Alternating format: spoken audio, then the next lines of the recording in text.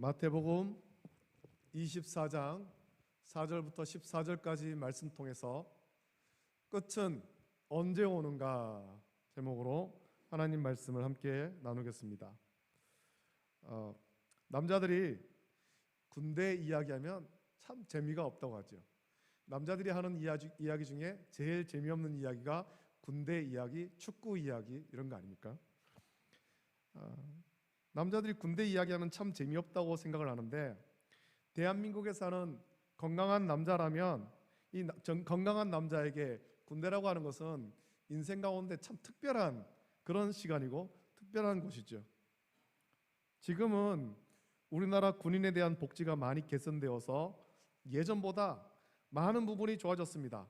가장 중요한 것은 복무 기간이 육군 기준으로 이제는 18개월, 1년 6개월로 단축되었다라는 것이고, 병사의 봉급이 상당히 인상되었다라는 것입니다.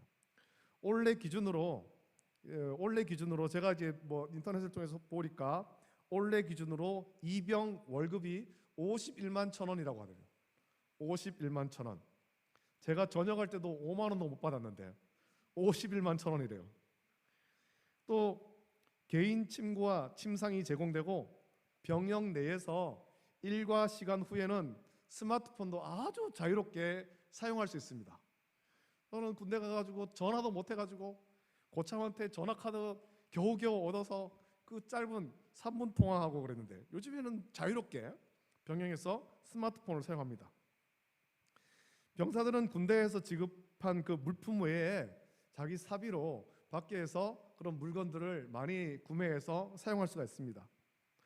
이런 이야기를 하면, 저도 마찬가지입니다만 이런 조사를 하면서 이미 군대를 전역한 사람들이 공통으로 하는 말이 있는데, 요즘 군대 참 좋아졌다라는 거죠. 참 좋았다. 물론 현재 군대에 있는 사람들은 나름대로 고충이 있을 겁니다. 하지만 이 과거에 군대를 경험한 사람들의 입장에서 보면은 정말 좋아졌죠. 현재 우리는 21세기를 살고 있지 않습니까? 21세기. 당연히 예전과는 달라져야 됩니다. 군대도 예전과는 달라져야 되죠.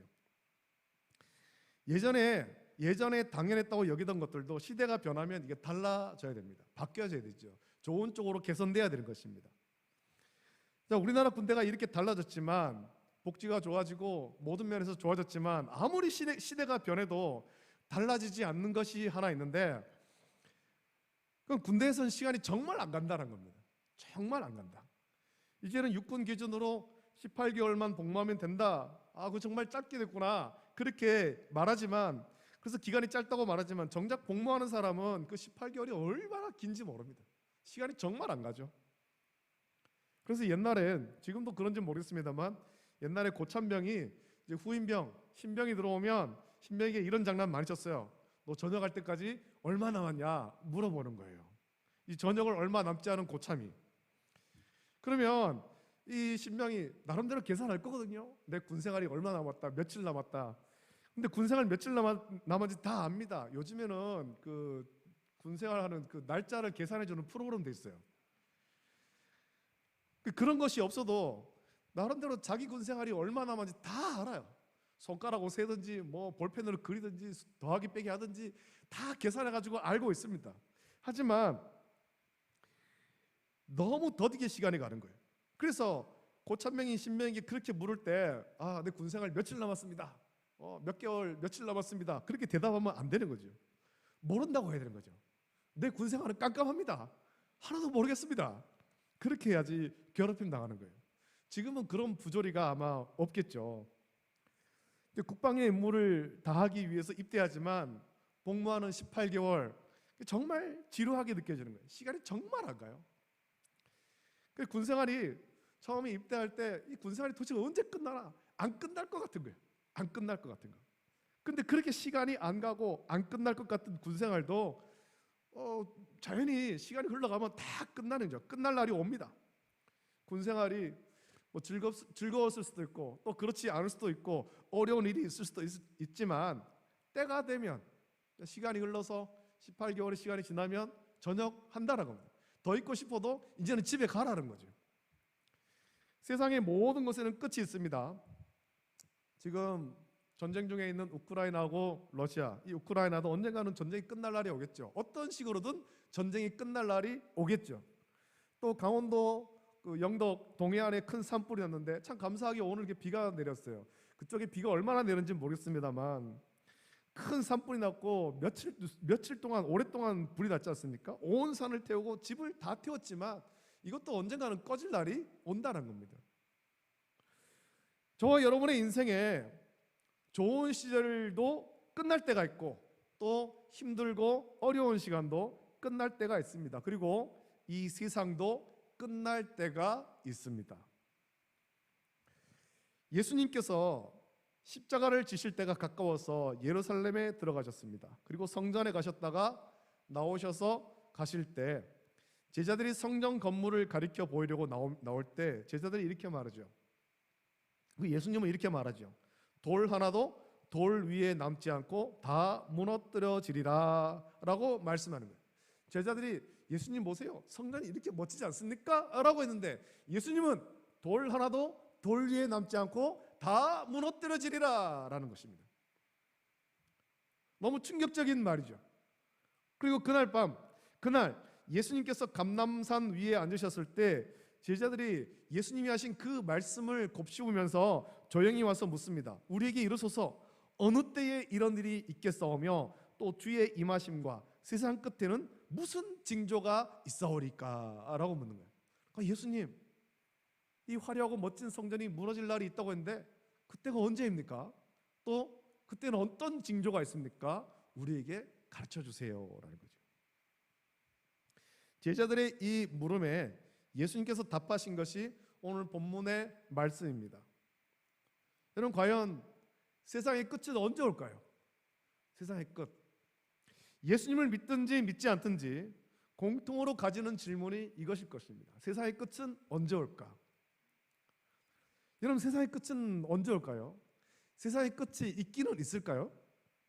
세상의 끝이 있다면 우리는 그 세상의 그것을 어떻게 준비해야 할까요? 성도에게 이 질문은 굉장히 중요한 질문 아닙니까? 세상의 끝, 단순히 세상의 끝이 아니라 이 세상의 끝은 예수님의 재림이거든요. 예수님은 세상 끝날에 대하여 말씀하셨고 그날까지 부활하신 예수님의 증인이 되라 라고 말씀하시면서 승천하셨기 때문입니다. 그래서 예수님의 승천 이후부터 지금까지 교회와 성도는 예수님의 다시 오심, 세상의 끝날을 믿음으로 기다리고 있는 것입니다. 이 기다림은 예수님이 다시 오셔야, 말씀하신 대로 언제인지 모르지만 다시 오셔야 끝이 난다는 거예요. 그날이 언제인지 모르지만 예수님께서는 징조가 있다라고 말씀하셨거든요. 그러면 세상의 끝이 다가오는 징조는 무엇입니까? 오늘 본문을 보면 예수님은 세상 끝날이 가까울수록 이런 일이 있을 것을 말씀하십니다. 먼저 말씀 보면 많은 거짓 그리스도가 나타나서 사람을 미혹한다라고 했습니다. 이것을 우리는 참 쉽게 이단으로 규정하죠. 많은 이단, 많은 거짓 선자가 일어나서 성도를 미혹한다. 근데 여기에는 우리가 좀 더 깊이 묵상을 해야 될 것은 이건 이단만이 아니라 흔히 말하는 그 예언자라고 말하는 사람들도 여기 다 포함되는 거죠. 다 포함되는 것. 1503년부터 1566년까지 살았던 프랑스의 의사 겸 점성가로 활동하면서 점성학 연구로 미래를 예언한 사람이 있습니다. 굉장히 유명한 사람입니다. 여러분들도 그 이름을 다 들어보셨을 거예요. 노스트라다무스라는 사람이에요. 노스트라다무스. 이 사람의 그 예언이 굉장히 유명합니다. 굉장히 유명합니다. 미래에 관한 이야기를 할 때 노스트라다무스, 이 사람은 빠지지 않고 반드시 나오는 거예요. 이 사람이 미래에 관한 말을 한 것이 있는데 역사를 보니까 이 사람의 말이 꽤 많이 맞은 것 같아요. 이 사람이 1500년대에 살았는데 20세기에 일어날 일들에 대해서 예언한 것들이 있다는 겁니다. 뭐 세계 대전이 일어나고 히틀러가 나타나서 유럽에 굉장한 그런 사륙이 일어나고 뭐 이런 일들에 대해서 예언을 했는데 그게 맞아 들어갔다는 거예요. 그래서 많은 사람은 이 사람 노스트라다무스의 예언을 굉장히 신봉하는 거예요. 노스트라다무스뿐만 아니라 지금도 세계에는 자칭 예언자라고 하면서 미래에 관해 말하는 사람이 여럿 있습니다. 이러니 이 사람들이 뭐 코로나19 바이러스로 인한 팬데믹을 예언했다고도 하면서 이제는 이 사람들이 세계 제3차 세계대전을 예언했고 그것이 지금 우크라이나와 러시아의 전쟁일 수 있다 그렇게 말하고 있는 거죠. 또 성경을 보면 북쪽에서 이제 전쟁이 일어난다 그런 말씀들이 있어서 또 그걸 그렇게 해석하는 사람들도 있어요. 지금 이 세상에서 일어나는 일을 보면 그들이 예언하는 것들이 맞는 것처럼 보인단 말이죠. 그래 많은 사람들이 그들의 예언을 처음에는 재미로 그렇게 듣다가 점점 그것에 대해서 현혹되는 거죠. 아 진짜 그런 것 아닌가? 그 사람들의 예언을 듣고 우리가 좀 준비를 해야 되는 것 아닌가? 그런 일들이 벌어집니다. 이런 사람들이 나타나서 사람들을 현혹하는 거죠. 미혹하는 것입니다. 미혹하는 것. 또 6절부터 12절 말씀 보면 흔히 우리가 이제 말세에 대한 그런 이야기들 할 때 많이 언급하는데 난리와 난리의 소문이 일어납니다. 민족이 민족을 나라가 나라를 대적하여 일어나겠고 곳곳에 기근과 지진이 있으리니 이 모든 것은 재난의 시작이다. 예수님께서 말씀하신 거예요. 여러분 실제로 지금 2차 세계대전 이후로 가장 큰 전쟁이 벌어지지 않았습니까?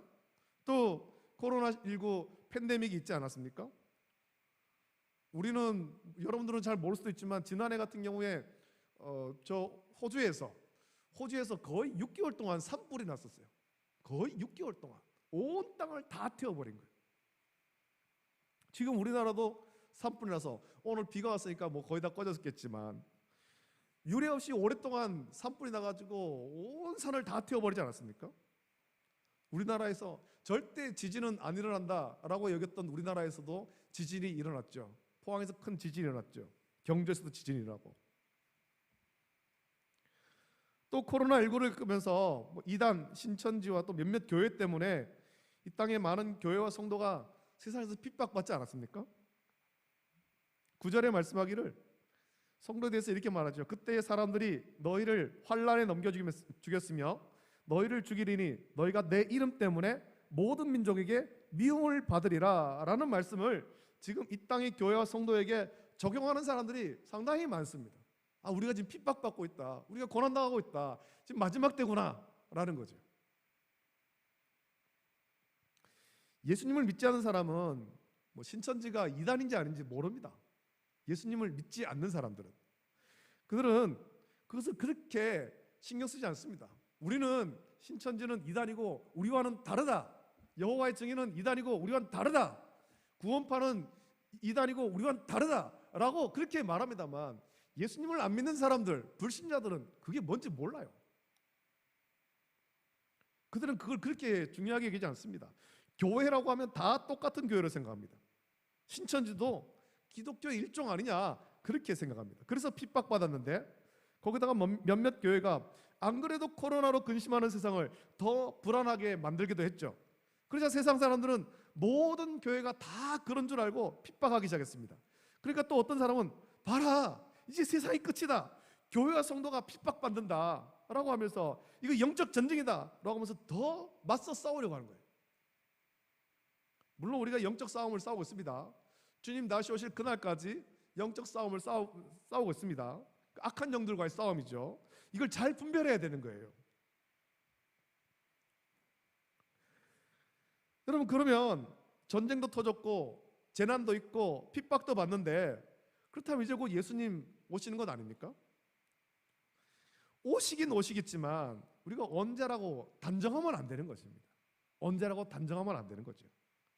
마태복음 24장 36절 저 뒤에 말씀 보면 예수님은 말씀하시기를 그러나 아주 굉장히 중요한 말씀하시죠. 그러나 그 날과 그때는 아무도 모르나니 하늘의 천사들도 아들도 모르고 오직 아버지만 아시느니라 말씀하신 거예요. 예수님도 언제라고 말씀 안 해줬습니다. 아버지만 아신다. 성부 하나님만 아신다는 겁니다. 예수님도 모른다고 하신 그날을 우리가 어떻게 알 수 있겠습니까? 예수님도 모른다고 하셨는데 우리는 그날이 언젠지 모릅니다. 세상이 끝날은 반드시 있지만 언젠지 모릅니다. 그날이 오늘이 될 수도 있고 내일이 될 수도 있고 한 달 뒤, 1년 뒤, 10년 뒤, 100년 뒤 아니면 1000년 뒤가 될 수도 있는 거예요. 언젠지 몰라요. 우리는 그날이 언제인지 몰라요. 알 수 없습니다. 다만 그날이 가까울수록, 예수님이 다시 오실 그날이 가까울수록 이런 징조가 있다, 예수님께서 말씀하셨고 이건 재난의 시작일 뿐이다라는 거죠. 그래서 우리는 이런 징조를 보며 언제인지 모르지만 주님의 다시 오심을 믿음으로 기다려야 되는 것입니다. 흔들리지 않는 믿음으로 기다려야 되는 거예요. 야, 전쟁 터졌고 기근 있고 재난 있고 핍박 있고, 야, 막 진짜 주님 오시는 것보다 막 호들갑을 떨고 그럴 것이 아니라, 이럴 때일수록 더 우리가 중심을 잡고, 믿음의 중심을 잡고 흔들리지 말아야 되는 거예요. 우리의 믿음은 가벼워서는 안 됩니다. 묵직해야 되는 거죠. 그러면 오늘 예수님께서 제자들에게 주신 이 말씀의 핵심은 무엇입니까? 예수님이 들려주신 말씀의 핵심은 13절, 14절의 말씀이죠. 같이 한번 읽어보겠습니다. 13절, 14절 같이 읽습니다. 시작. 그러나 끝까지 견디는 자는 구원을 얻으리라. 이 천국 복음이 모든 민족에게 증언되기 위하여 온 세상에 전파되리니 그제야 끝이 오리라 말씀했습니다. 세상의 끝은 반드시 옵니다. 근데 그 끝이 올 때 언제 온다는 것입니까? 이 천국 복음이 모든 민족에게 증언되기 위하여 온 세상에 전파되는데 그제야 끝이 온다는 겁니다. 그럼 우리가 여기서 사도행전에서 예수님께서 승천하시면서 주신 그 마지막 명령을 생각해 봐야 되죠. 성령이 너희가 임하시면 너희 권능을 받고 예루살렘과 온 유대와 사마리아와 땅끝까지 이르러 내 증인이 되리라, 예수님께서 말씀하셨거든요. 이런 마지막에 징조가 있을 때, 야, 이제 예수님 오시는가 보다 막 호들갑을 떨고 그럴 게 아니라 뭘 하라는 겁니까? 뭘 하라는 거예요? 더 힘써 복음을 전하는 거죠. 더 힘써 복음을 전해라. 예수님 오실 그때까지 힘써 복음을 전해라. 호들갑 떨지 말고 흔들리지 말고 복음을 전해라. 그러면 그때야 끝이 온다라는 것입니다. 세상의 끝은 반드시 옵니다. 천국 복음이 모든 민족에게 증언되면 그때가 세상의 끝날인 거예요. 아, 목사님 21세기 아닙니까? 이제 세상 어디에 복음이 전파되지 않은 곳이 어디 있습니까? 선교사님들이 그렇게 많이 나가 있고. 그런데 여러분, 아직도 미전도 종족이 있다는 거 아십니까? 미전도 종족. 예수님을 한 번도 들어보지 못한 그런 사람들이 아직도 있다는 겁니다. 이게 그 아마존 밀림 이런 데에서, 아프리카 이런 데 얘기가 아니에요. 우리나라에도 그래요. 우리나라에도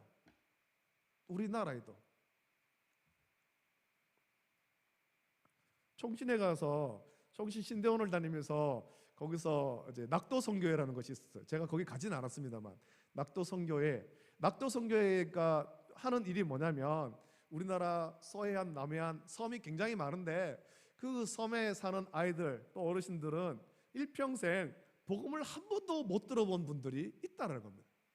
그곳에 가서 배도 안 다니고 사람들도 오가지 않고 그런 곳에 가서 복음을 전하는 것입니다. 우리나라에도 예수님을 한 번도 들어보지 못한 사람이 있을 정도입니다. 그럼 세계는 어떻겠습니까? 더 많은 거예요. 더 많은.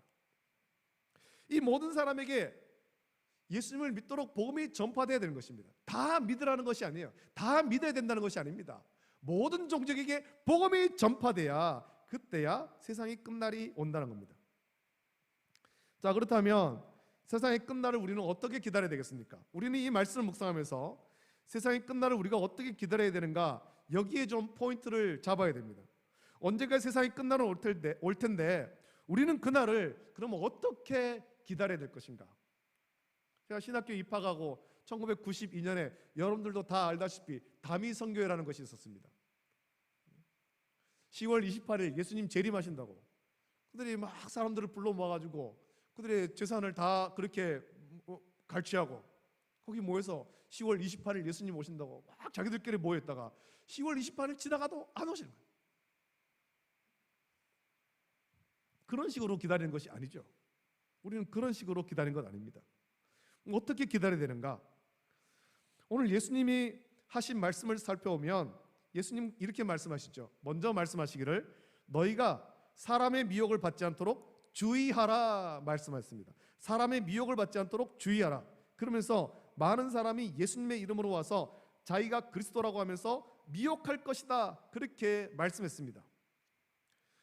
우리는 주님의 다시 오심을 기다리면서 가장 중요한 것은 사람의 미혹을 받지 않도록 주의해야 되는 것입니다.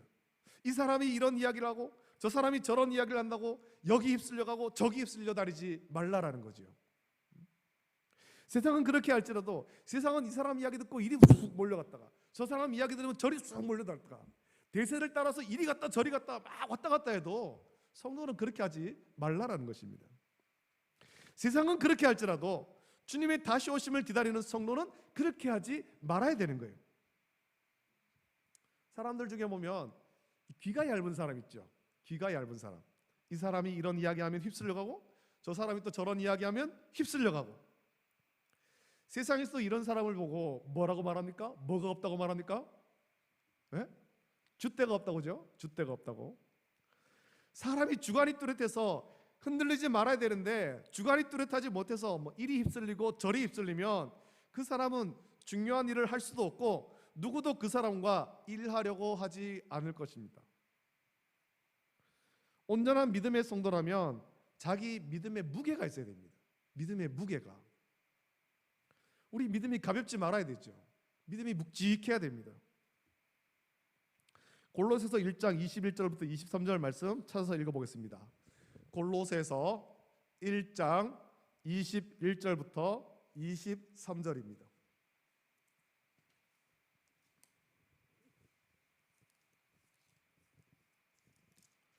골로새서 1장 21절부터 23절까지 말씀입니다. 말씀을 찾아서 같이 읽어봅니다. 골로새서 1장 21절부터 23절. 자, 찾으셨으면 한 목소리로 함께 읽겠습니다. 시작. 전에 악한 행실로 멀리 떠나 마음으로 원수가 되었던 너희를 이제는 그의 육체의 죽음으로 말미암아 화목하게 하사 너희를 거룩하고 흠 없고 책망할 것이 없는 자로 그 앞에 세우고자 하셨으니 만일 너희가 믿음에 거하고 터 위에 굳게 서서 너희 들은 바 복음의 소망에서 흔들리지 아니하면 그리하리라. 이 복음은 천하 만민에게 전파된 바요 나 바울은 이 복음의 일꾼이 되었노라. 아멘. 여러분, 우리 믿음이 견고하고 묵직해서 어떤 미혹에도 흔들리지 말아야 됩니다. 그러기 위해서는 우리는 오직 하나님의 말씀에만 귀를 기울이고 말씀만 묵상해야 되는 것입니다. 우리 믿음이 어떠해야 하는지 여호수아 1장은 너무 잘 말씀하지 않습니까? 이제 곧 요단강을 건너서 가나안을 정복해야 될 여호수아에게 하나님은 말씀하시기를 7절 8절에 오직 강하고 극히 담대하여 나의 종 모세가 내게 명령한 그 율법을 다 지켜 행하고 우로나 좌로나 치우치지 말라. 그리하면 어디로 가든지 형통하리니 이 율법책을 내 입에서 떠나지 말게 하며 주야로 그것을 묵상하여 그 안에 기록된 대로 다 지켜 행하라. 그리하면 내 길이 평탄하게 될 것이요 내가 형통하리라. 하나님께서 여호수아에게 이 말씀을 줬습니다. 오직 하나님의 말씀만 붙잡아야 됩니다. 이 말씀을 붙잡고 우로나 좌로나 치우치지 말아야 되죠. 그러면 어떤 거짓 그리스도가 와서 미혹해도 우리는 미혹되지 않을 수 있는 것입니다. 말씀에 무게가 없으니까, 말씀을 묵상하지 않으니까 이 사람이 이야기하면 쏠려가고 저 사람이 저 이야기하면 휩쓸려 가는 거예요. 말씀에 무게가 있어야 되죠. 말씀의 무게가. 이단에 속는 많은 사람 보면 그들에게 이제 갈구하는 것이 있습니다. 그러니까 하나님 말씀을 알고는 싶지만 말씀의 깊이가 없어요. 스스로 하나님 말씀을 읽고 듣고 묵상하면서 지켜 행해야 되는데, 그러면 성령께서 그 말씀을 깨닫게 해주시는데 누가 나에게 말씀을 좀 가르쳐주지 않나 하면서 떠먹여주기를 원하는 거예요. 이런 사람에게 이단이 달라붙어서 자기 입맛대로 성경을 왜곡해서 가르쳐주니까 그런가 보다 하면서 미혹되는 거죠. 자기 스스로 하나님 말씀을 읽으면서 진리가 무엇인지를 분별해야 되는데 그러지는 않고 떠먹여주는 것을 먹는 거예요. 이단이 와가지고 그 뭐 자기들 원하는 대로 딱딱 이게 맞게 그렇게 왜곡해가지고 성경을 봐라 여기 이렇게 기록돼 있지 않냐? 라고 이렇게 하니까 아 그런가 보다 하고 휩쓸려 가는 거지. 자기 속에 말씀의 깊이가 없으니까, 믿음의 깊이가 없으니까. 그러니까 하나님 말씀 붙잡고 치우치지 말아야 되는데 벌써 마음이 치우치니까 쉽게 미혹되는 거예요. 두 번째로, 세상에 난리와 난리의 소문이 있고 대적이 일어나고 기근과 지진이 있지만 예수님께서는 이런 때에, 이 마지막 때 성도의 자세에 대해서 두려워하지 말라고 하신 거예요. 6절에 말씀하시기를 이렇게 말씀하시죠. 난리와 난리의 소문을 듣겠으나 너희는 삼가 두려워하지 말라. 이런 일이 있어야 하되 아직 끝은 아니니라 말씀하셨습니다. 또 8절에서는 말씀하시기를 이 모든 것은 재난의 시작이니라 말씀하신 거예요. 난리와 난리의 소문이 있고 대적이 일어나고 기근과 지진이 일어나고 환난과 핍박이 있지만 두려워하지 말라는 거예요. 이거 겨우 시작일 뿐이다는 거죠. 시작일 뿐이다. 이제 시작이다. 예수님이 강조하신 것은 세상의 끝날, 예수님이 다시 오실 날이 가까울수록 난리와 재난이 일어나서 사람을 두렵게 할 텐데 주님의 다시 오심을 믿고 기다리는 성도는 두려워하지 말라라는 것입니다. 이것은 결국 하나님의 섭리 속에 이루어지는 일이에요. 계획 속에 다 진행되고 있는 일이죠. 그래서 믿음의 성도는 죽음과 재난에 대해서 두려워하지 않는 것입니다. 성도의 가정에서 장례식을 치를 때 그 장례식은 불신자의 장례식과는 다른 거예요. 크게 슬퍼하지 않죠. 왜 그렇습니까? 육신의 삶을 끝내고 천국 갔기 때문에. 천국 갔기 때문에.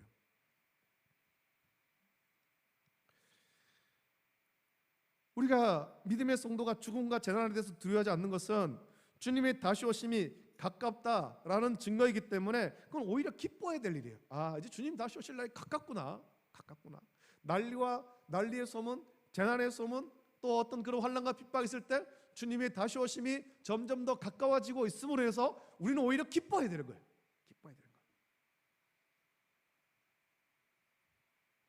그런 의미에서 우리 성도는 전쟁이 일어날까, 교회와 성도가 핍박을 받을까, 내가 병이 들까, 뭐 세상이 뒤집힐까 두려워하지 말아야 되는 거예요. 두려워하지 말아야 되죠. 그것이 우리 삶을 힘들게 만들어도 여러분 두려워하지 마십시오. 믿음으로 두려워하지 말라라는 것입니다. 믿음으로. 그건 어차피 일어날 일이에요. 그걸 두려워하지 마십시오. 그건 주님이 다시 오실 때가 가깝다라는 증거일 뿐인 것입니다. 이런 일이 있을 때 두려워하는 것이 아니라 이런 때일수록 우리는 더 견고한 믿음을 지켜야 되는 것입니다. 하나님 말씀 붙잡고 믿음을 지켜야 되는 거죠. 난리와 난리의 소문이 들리고 전쟁과 재난의 소식이 들리며 환난과 핍박이 일어날 때 그러면 성도는 어떻게 되는가? 사람의 말에 미혹되지 말고 오직 우리에게 주신 하나님 말씀만을 굳게 붙잡고 믿음을 끝까지 지켜야 되는 것입니다. 주님 다시 오실 그때까지 순결한 믿음, 이 100%의 믿음을 지켜야 되는 것입니다. 불순물이 섞이지 않은 순결한 믿음을 지켜야 되는 거예요. 오늘 본문에서 예수님이 제자들에게 들려주신 이야기의 핵심이 그것입니다. 끝까지 두려워하지 말고 흔들리지 말며 믿음을 굳게 지키라라는 것입니다. 예수님이 말씀하신 이런 난리와 재난 때문에 믿음을 잃는 사람이 생깁니다. 믿음을 버리고 세상으로 가는 사람들이 생긴다라는 겁니다. 미혹을 받아서 믿음에서 떠난 자들이 생깁니다. 세상 끝날이 가까울수록 그런 사람들은 점점 더 많이 생길 거예요. 심지어 같이 믿음 생활하던 성도 중에서도 끝까지 이 믿음을 지키지 못하고 떠나가는 사람들이 우리 주변에서도 생긴다는 겁니다. 11절 12절에 말씀하기를 거짓 선자가 많이 일어나 많은 사람을 미혹하겠으며 불법이 성함으로 많은 사람의 사랑이 식어지리라 라고 말씀하는데, 광명의 천사로 가장한 거짓 선자가 일어나서 성도를 막 미혹합니다. 이들의 미혹을 받아서 많은 사람이 하나님 말씀에서 떠나고 믿음을 잃는 것입니다. 그리고 불법이 성하여서 많은 사람의 사랑이 식어진다라고 말씀했는데, 디모데후서 3장 1절부터 5절 보면 바울이 젊은 목회자 디모데에게 이렇게 권면하죠. 또 그 말씀을 또 찾아봅시다. 디모데후서 3장 1절부터 5절입니다.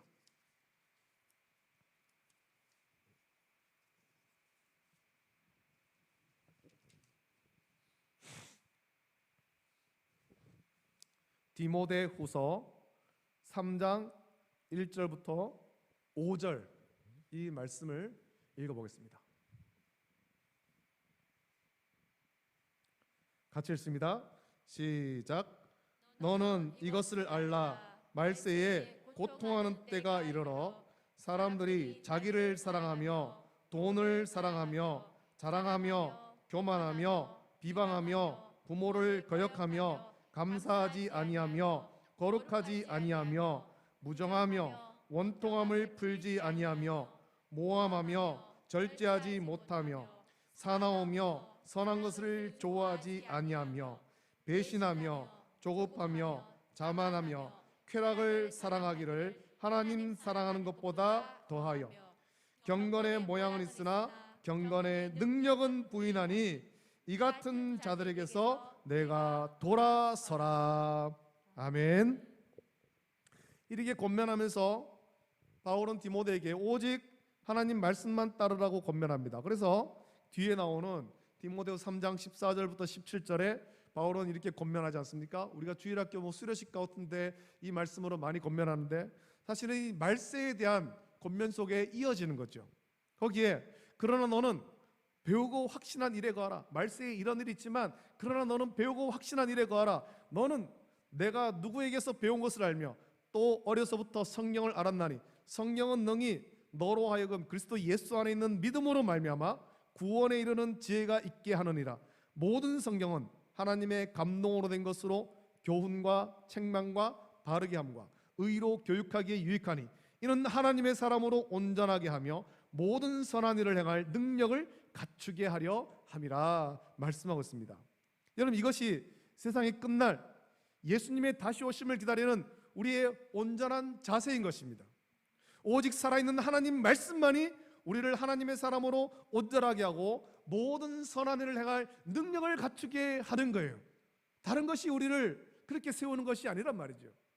그래서 바울이 한 말의 핵심은 무엇입니까? 하나님 말씀 붙잡아라. 말세가 이렇기 때문에 이럴 때일수록 더 하나님 말씀만 붙잡아야 된다라는 것입니다. 오직 하나님의 말씀이 우리를 온전하게 온전한 믿음으로 세워주고 다시 오실 예수님을 기다리는 온전한 믿음을 갖게 하는 것입니다.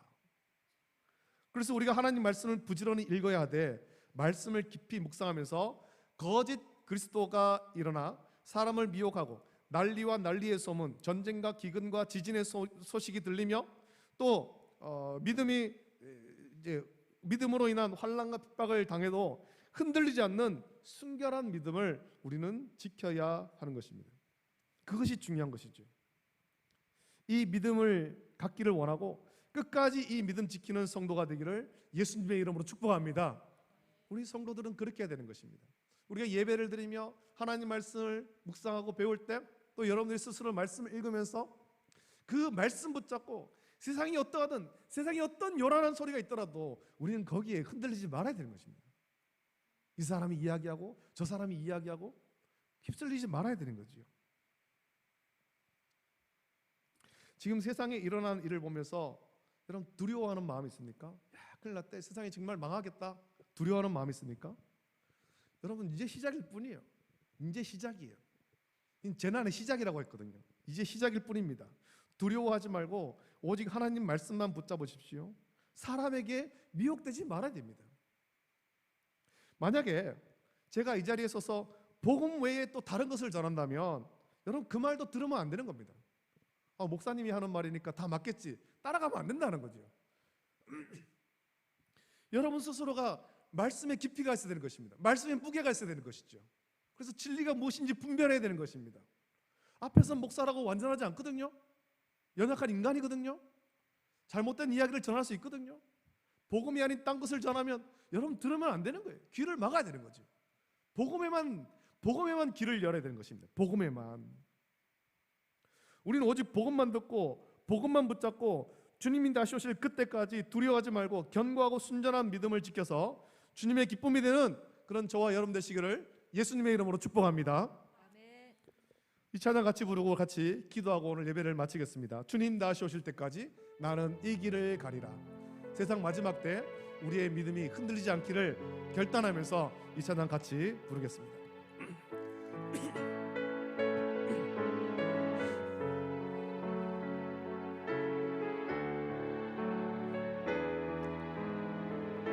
주님 다시 오실 때까지, 주님 다시 오실 때까지 나는 이 길을 가리라. 좁은 문 좁은 길, 좁은 길, 나의 십자가, 나의 가는 이 길 끝에서, 나의 가는 이 길 끝에서 나는 주님을 보고, 영광의 내 주님, 영광의 내 주님, 나를 맞아주. 주님 다시 오실 때까지, 주님 다시 오실 때까지 나는 일어나 달려가리라. 주의 영광 온 땅 덮을 때 나는 일어나 노래하리. 내 사모하는 주님, 내 사모하는 주님, 온 세상 구주시라. 내 사모하는 주님, 영광의 왕이신 주님 다시 오실 때까지, 주님 다시 오실 때까지 나는 일어나 달려가. 주의 영광 온 땅 덮을 때, 영광 온 땅 덮을 때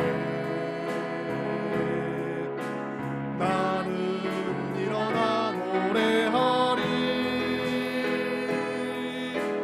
내 사모하는 주님, 온 세상 구주시라. 내 사모하는 주님, 영광의 왕이시라.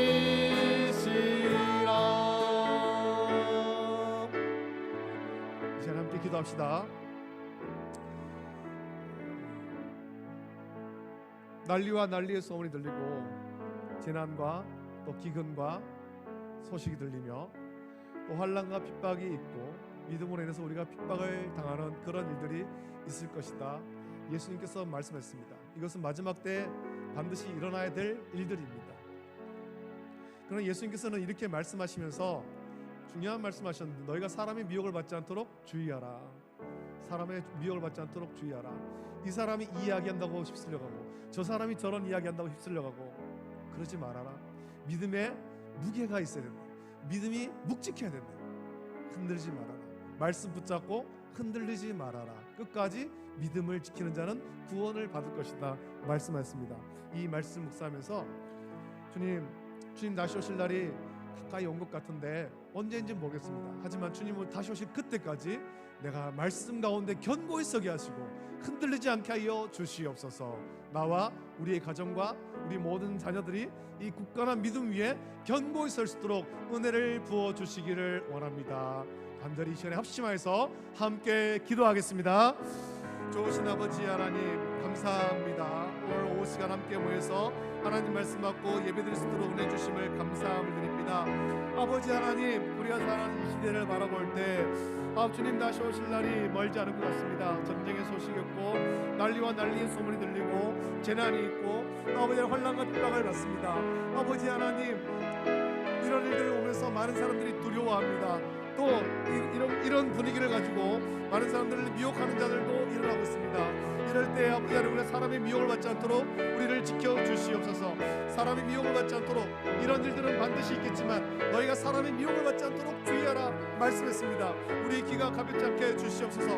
우리 믿음이 가볍지 않게 해주시옵소서. 하나님 말씀 읽고 듣고 묵상하면서 아버지 하나님 우리 믿음의 무게를 묵직하게 가지게 해주시기를 원합니다. 말씀 붙잡고 우러나 자로나 치우치지 않기를 원합니다. 오직 주님께서 말씀하신 그것을 묵상하면서 아버지 하나님 주님 다시 오실 그날을 믿음으로 기다리는 성도일 수 있도록 은혜를 넓혀 주시기를 간절히 소원합니다. 벌써 아버지 하나님 많은 사람들이 사람의 미혹을 받아서 믿음에서 떠난 자들이 많이 있습니다. 아버지 하나님 또 잘못된 길로 간 사람들도 많이 있습니다. 아버지 하나님 다시 오실 날이 멀지 않은 것 같은데 우리는 아버지 하나님 그럴 때일수록 이것이 재난의 시작임을, 마지막 때의 시작임을 기억하게 하시고 우리는 끝까지 순결한 믿음, 견고한 믿음 지키게 하여 주시고 그래서 우리 구원받는 모든 성도일 수 있도록 은혜를 베풀어 주시옵소서. 우리는 다만 주님의 뜻이 이루어지기를 구하며 기도할 수 있도록 은혜를 베풀어 주시옵소서.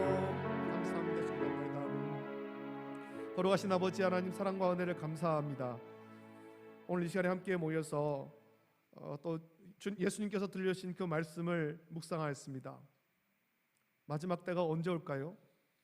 우리는 다시 오시겠다 약속하신 그 예수님의 말씀을 믿으며 신약 시대를 살아갑니다.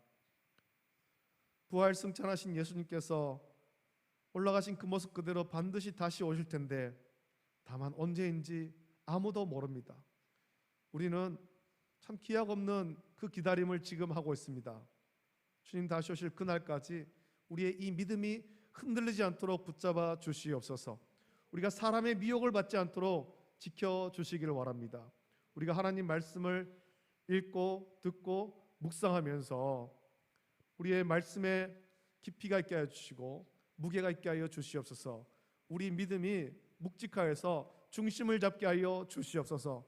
이 사람이 이런 이야기한다고 휩쓸려가고 저 사람이 저런 이야기한다고 휩쓸려가고 그렇게 흔들리는 믿음 되지 않게 해주시기를 원하며 세상에 어떠한 일이 있든지 이것은 예수님께서 말씀하신 재난의 시작임을 기억하게 하시고 우리는 주님 다시 오실 그날까지 순결한 믿음, 견고한 믿음 지킬 수 있도록 그래서 구원받는 모든 성도될 수 있도록 은혜를 내려 주시옵소서. 우리와 우리의 가정과 우리의 자녀들이 다 이 믿음 가운데 설 수 있도록 은혜 주시기를 원합니다. 사람의 미혹을 받아서 온전한 믿음에서 떠난 자들도 깨닫게 하시고 다시금 순전한 믿음으로 돌아올 수 있도록 그들도 스스로 말씀을 읽고 묵상하면서 믿음을, 온전한 믿음을 회복할 수 있도록 지켜주시옵소서. 감사합니다. 예수님의 이름으로 기도드립니다. 아멘. 우리 주님께서 가르친 기도로 예배를 마칩니다. 하늘에 계신 우리 아버지여, 이름이 거룩히 여김을 받으시오며 나라가 임하시오며 뜻이 하늘에서 이루어진 것 같이 땅에서도 이루어지이다. 오늘 우리에게 일용할 양식을 주시옵고 우리가 우리에게 죄 지은 자를 사하여 준 것 같이 우리 죄를 사하여 주시옵고 우리를 시험에 들게 하지 마시옵고 다만 악에서 구하시옵소서. 나라와 권세와 영광이 아버지께 영원히 있사옵나이다. 아멘.